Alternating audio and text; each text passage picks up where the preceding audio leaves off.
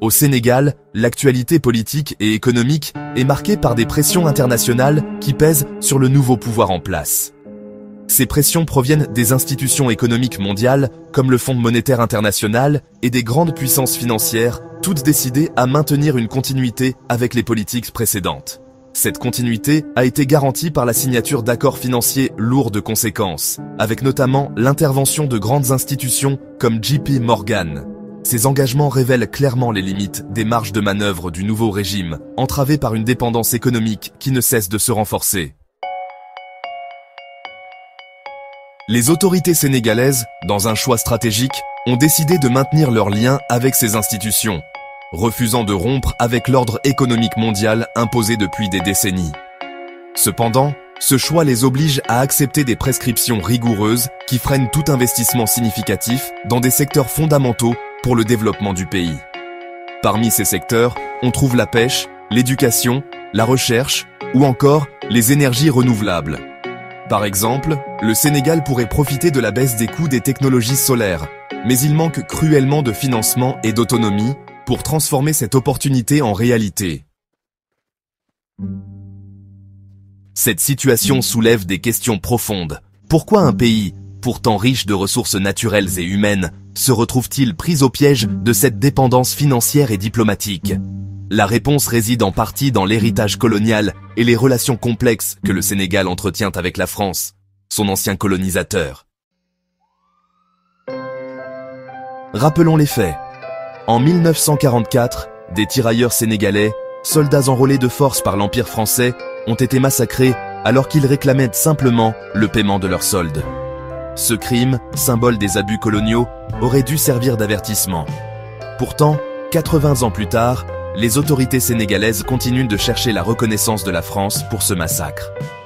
Lors de la commémoration, des dignitaires français étaient invités en grande pompe, installés dans des hôtels luxueux et célébrés aux frais de l'État sénégalais.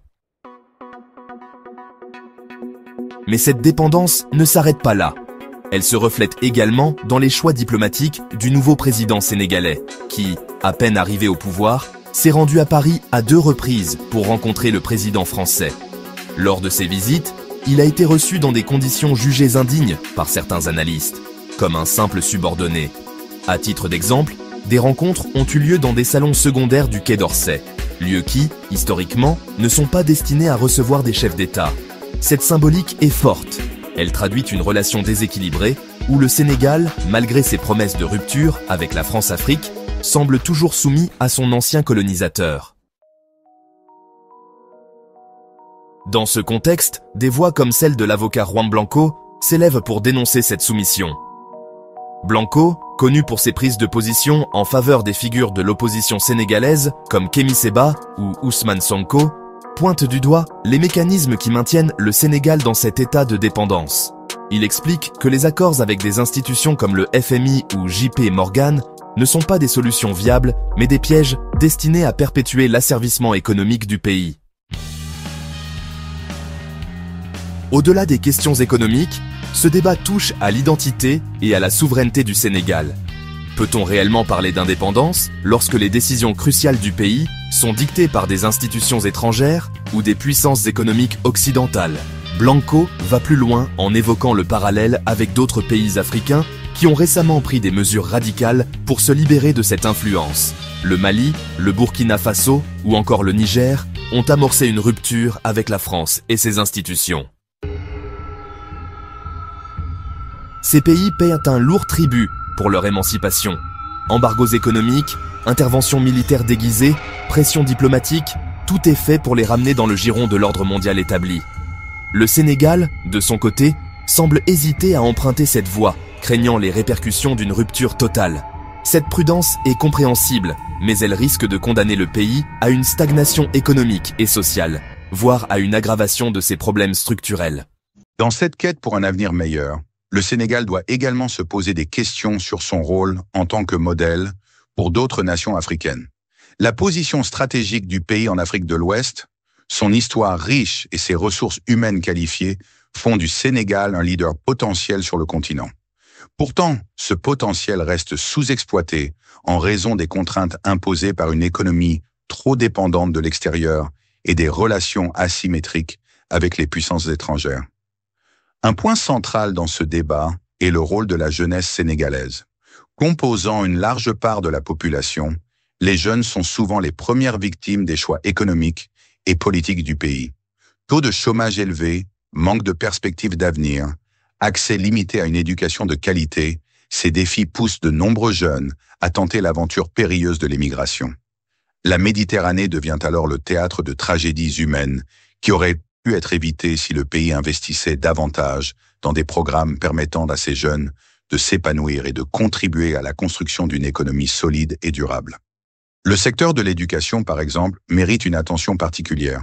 Malgré des efforts pour améliorer les infrastructures scolaires, le Sénégal reste confronté à un système éducatif qui ne répond pas toujours aux besoins du marché du travail. Les universités sénégalaises, bien que dynamiques, manquent souvent de ressources pour offrir une formation compétitive sur le plan international. Il est urgent de repenser le modèle éducatif en intégrant des programmes axés sur l'innovation, les technologies de l'information et les énergies renouvelables. Ce sont là des secteurs clés qui pourraient transformer le Sénégal en une nation compétitive et attractive, capable de retenir ses talents. Un autre levier crucial est l'autonomie énergétique. Le Sénégal dispose d'un ensoleillement exceptionnel, offrant un potentiel immense pour le développement de l'énergie solaire. Pourtant, faute d'investissements suffisants et d'une stratégie claire, le pays reste tributaire de l'importation de combustibles fossiles, ce qui alourdit sa facture énergétique et freine son développement. Une transition vers les énergies renouvelables pourrait non seulement réduire cette dépendance, mais également créer des emplois locaux dans un secteur en pleine expansion.